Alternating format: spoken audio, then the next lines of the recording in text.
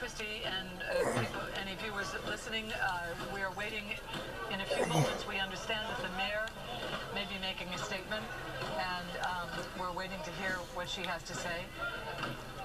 Now, here we have people who look like they were out for a Saturday night and are enjoying the spectacle. Right. Here's the brides in Baltimore. Up here, there was a couple dozen riots all around Baltimore concerning Freddie Gray. My Freddie Jamie was here watching wrestling with me.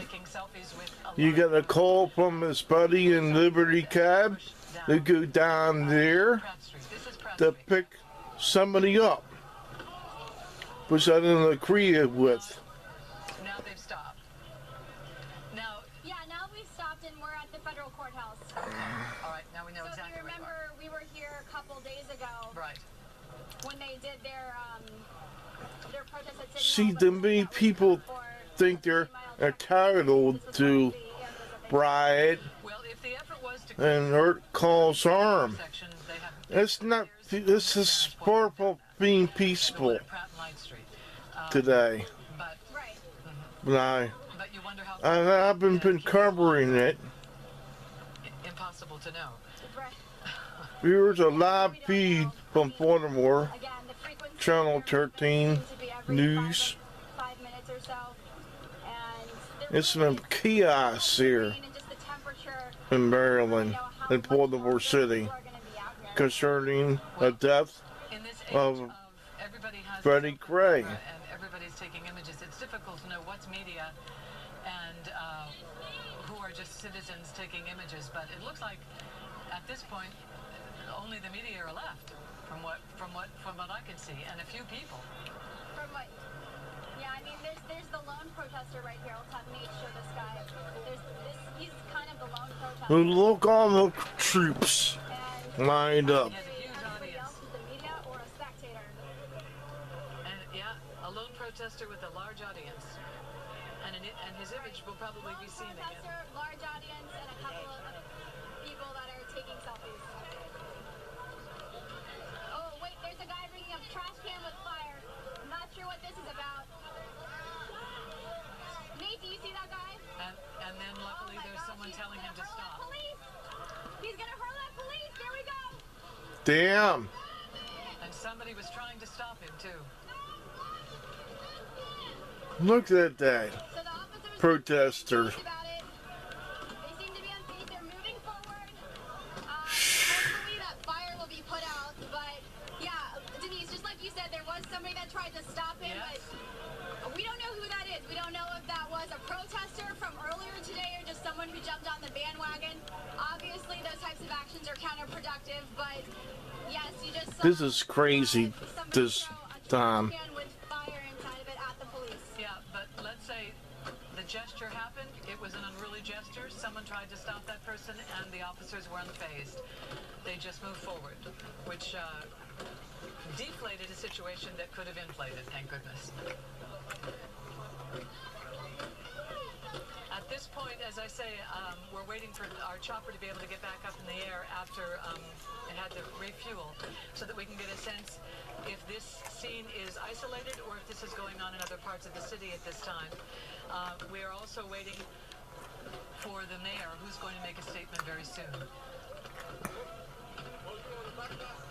And we do have our reporter, Rick Ritter, has just come back to the station from the Western District where he was earlier this evening. If you've been with us, you'll remember that we went to him, and there were some very loud and very appeared to be very angry protesters outside of Western District. Rick, are you with us? Here you mentioned the Western District, where it was very quiet for at least a couple of hours, and then things quickly took a turn for the worse. You're looking at video right now of officers dressed in riot gear, or tactical gear, if you will. There was only about 20 officers out there for the first couple of hours, but then as some of those protesters started to make their way from downtown to the Western District Police Station, that's when more officers came out. at least a couple of hundred officers, and I'm not exaggerating on that, dressed in riot gear, kind of had a stare down with protesters, as you can see them hanging over the barricades, spitting on officers at times, throwing bottles on officers at times. Things were really getting ugly. I think it's safe to say we got out of there at the right time, but we did stick around. We had a chance to see that, and that's why you guys at home right now are looking at some of that video. And it wasn't just Baltimore City Police there. We're talking Montgomery County Police, Anne Arundel County Police, other agencies that were certainly bussed in to help out with security. Excuse me, Rick, I don't know that you heard, but earlier Commissioner Batts had announced that, and this was about 45 minutes ago, that anyone who did not disperse would be arrested. Were any arrests made before you left there? Denise, we did not see any arrests before we left there, but it was certainly looked like it was getting to that point where an arrest could be made. As I mentioned, people were spitting on officers, bottles were being thrown. That's when officers were kind of starting to come out and try and disperse the crowd and get people to back off a little bit. So things were certainly getting rowdy just as we were getting ready to leave and head back here to the station.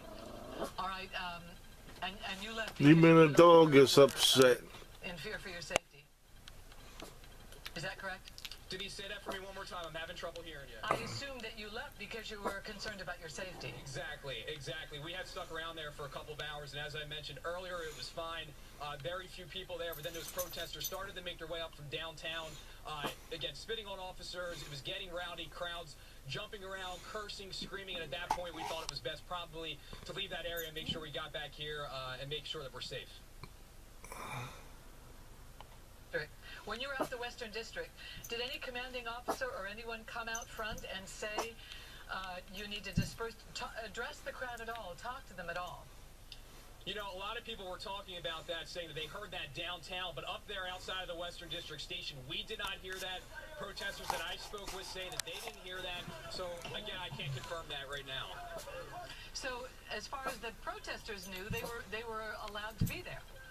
Correct. As far as the protesters knew, they said that they specifically were downtown and decided to come back to the Western District Station.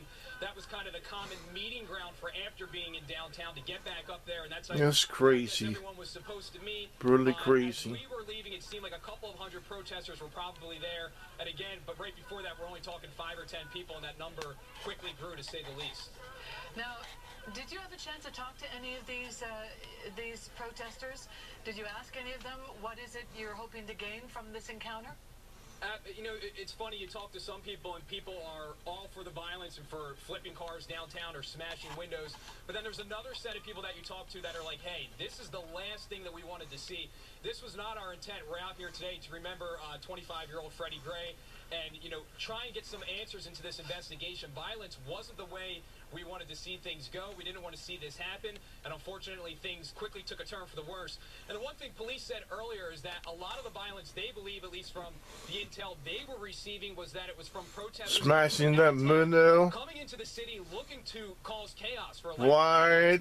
Yeah. I'm not saying that these were the cities where people were represented from today, but I did speak with several animals, man. From out of town. I spoke with one group. You don't understand what people are doing in Baltimore City.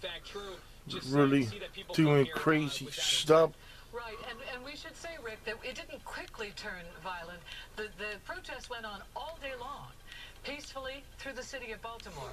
It was only about a half hour to an hour after they moved down towards Camden Yards that a fraction of people then began vandalizing some cars, and that's when the situation got very tense.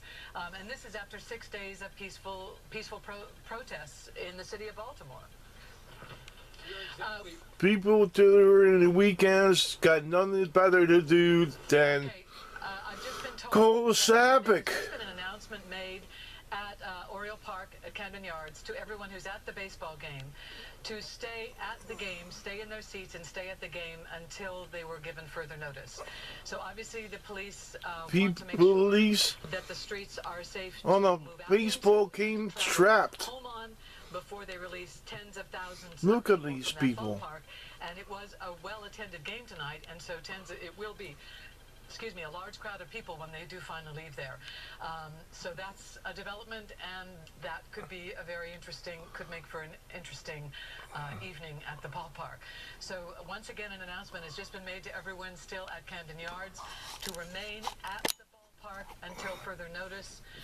The police want to make sure, I'm assuming it's because the police want to make sure that the streets are safe for people to move out into and to drive home on before they release those tens of thousands of people. We're going to go back now to Christy Aletto, who is live on Pratt Street near the federal courthouse. Last time we talked with her, where a line of officers had moved the few protesters still left in that area down the street, and now they're on the move again. And Christy, can you hear me? Yes, Denise, I can hear you. We are on West Lombard now, heading in the direction of Howard.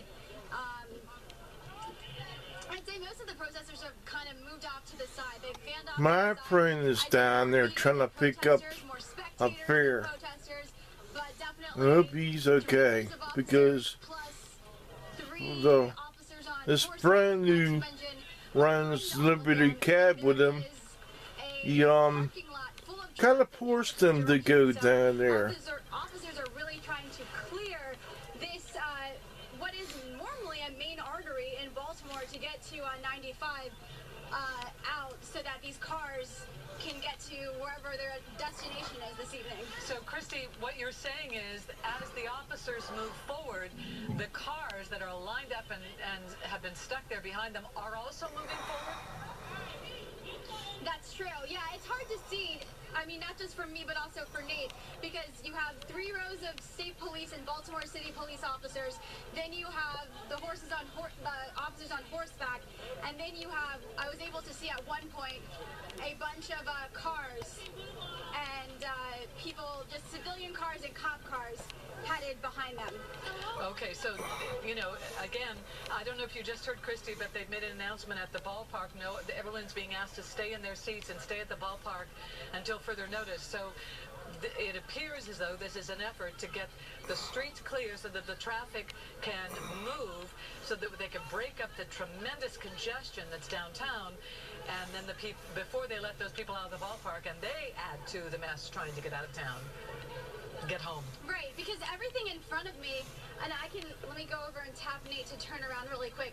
Nate, just show them how empty the streets are in front of us. There really isn't anyone on the road when you're heading east on Baltimore, but behind us, behind the police, there is a parking lot full of cars, full of traffic, just trying to get to their destination. Now, many of them might be turning on to Howard. Well, my buddy's gonna make some money. Other people might be It's gonna be slow while these police are closing in on the rest of the rioters. So they're definitely trying to The guy who threw the trash can for the fire.